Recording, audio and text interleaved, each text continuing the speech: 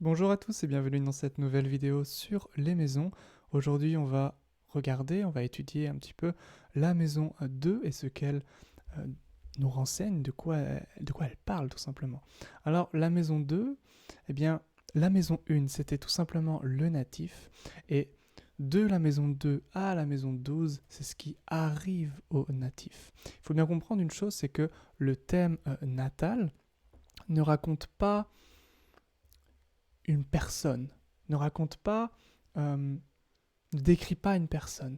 Il décrit l'existence d'une personne ou l'existence de quelque chose. Par exemple, un thème natal peut très bien décrire le, la naissance du lancement d'une fusée ou la naissance des choux que j'ai plantés, par exemple. C'est vraiment important de comprendre que euh, le thème natal ne résume pas, on va dire, le natif, ni, on va dire, sa mission de vie en tant que telle.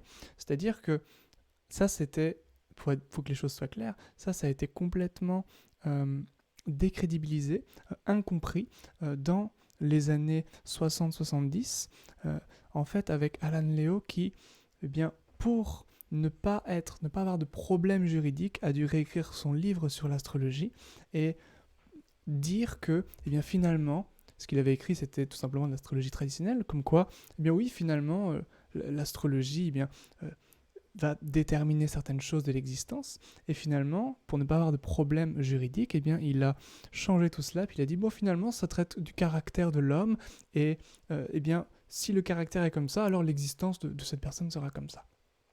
Et en fait, le problème, c'est que, eh bien, lui a été, entre guillemets, le pionnier de cette erreur, de cette incompréhension profonde de l'astrologie. Et aujourd'hui, eh bien, les gens ne se sont pas posé la question et ont continué sur ce fil erroné.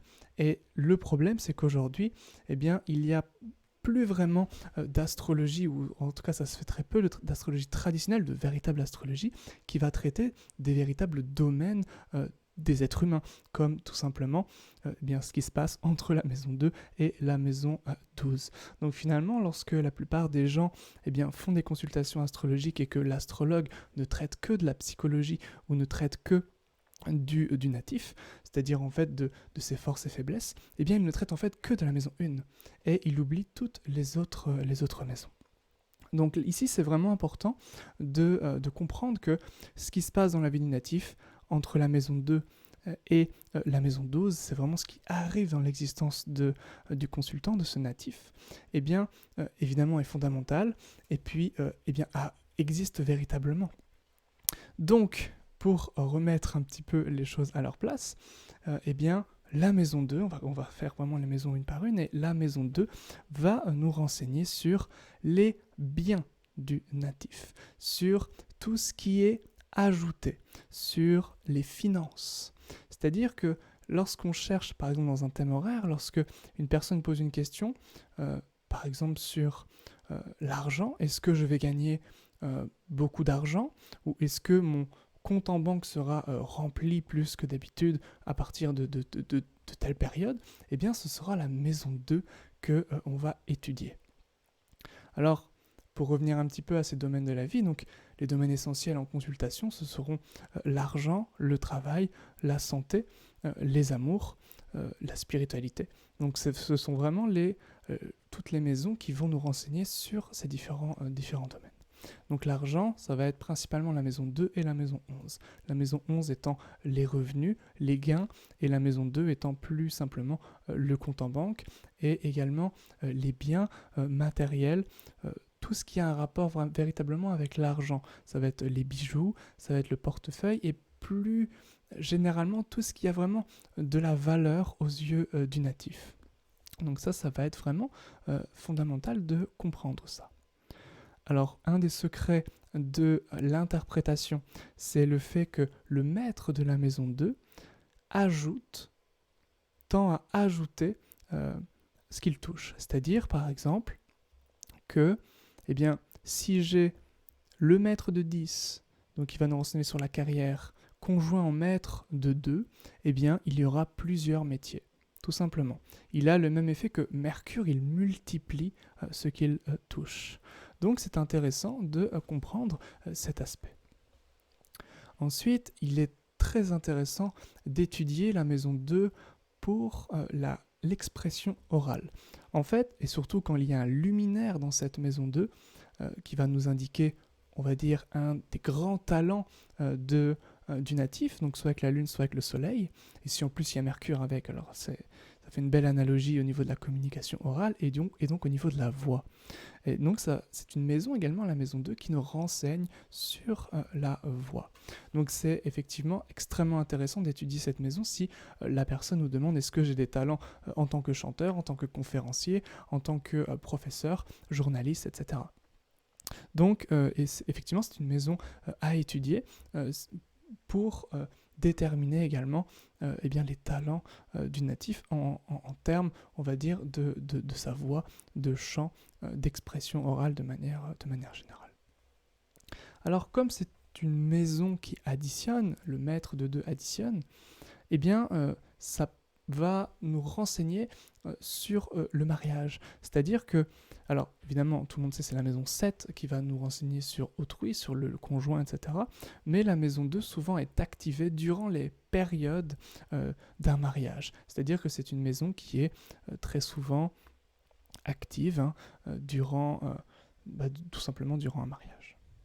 Alors, en tant que maison, donc par analogie, qui va nous renseigner sur, on va dire, c'est-à-dire que la maison 1, par analogie, le premier signe, donc le bélier, donc c'est le mois. Le deuxième signe, ça va être le taureau. Donc le taureau, ça va être plutôt la nourriture, au niveau des sens. Donc la maison 2 va pouvoir nous renseigner également sur tout ce qui a un rapport avec la nourriture. Par exemple, une affliction sur le maître de la maison 2, eh bien, on va pouvoir nous renseigner, par exemple, un Jupiter maître de 6 qui afflige la maison 2, ça va pouvoir nous renseigner, par exemple, sur une certaine boulimie, sur le fait que la personne mange excessivement, les effets de Jupiter, maître de 6. Donc, c'est vraiment intéressant d'observer également cette maison 2 en tant que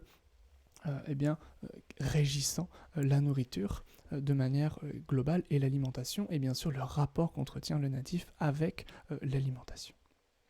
Alors pour finir, eh bien la maison 2, ça va également nous renseigner sur la famille. Donc on revient un petit peu avec ce côté mariage, c'est-à-dire que ça va nous renseigner sur la famille, mais pas vraiment, c'est pas ni le père ni la mère, c'est vraiment la famille de manière globale. Quelle est l'entente du natif avec la famille de manière générale? Et puis, plus globalement, plus généralement, c'est tout ce qui est proche du natif. Donc c'est peut-être vraiment des personnes très très proches. Alors les amis proches, ça va plutôt être la maison 11, mais véritablement, on reste tout de même dans la famille ou dans la belle famille, ou demi-sœur, etc., demi-frère, etc. Donc c'est vraiment les gens proches, mais quand même qui ont un lien de parenté. Voilà, c'est tout pour cette maison 2. Alors, c'est une maison qui est effectivement, comme toutes les autres maisons, très intéressante à analyser, à étudier, pour bien nuancer certaines choses, pour l'interprétation tout simplement. Même si la maison 1, comme je disais dans la vidéo précédente, reste la maison prioritaire, la maison fondamentale qui va déterminer l'ensemble du thème. C'est tout pour cette petite vidéo sur la maison 2.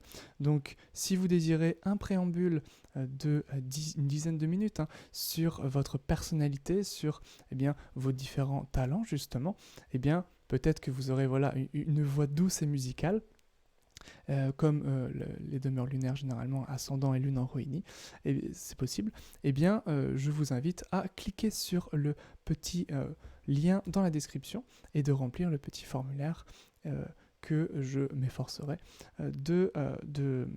d'envoyer justement le petit audio vous concernant. Voilà, c'est tout pour moi, je vous souhaite une très belle étude et puis à bientôt pour une prochaine vidéo. Au revoir.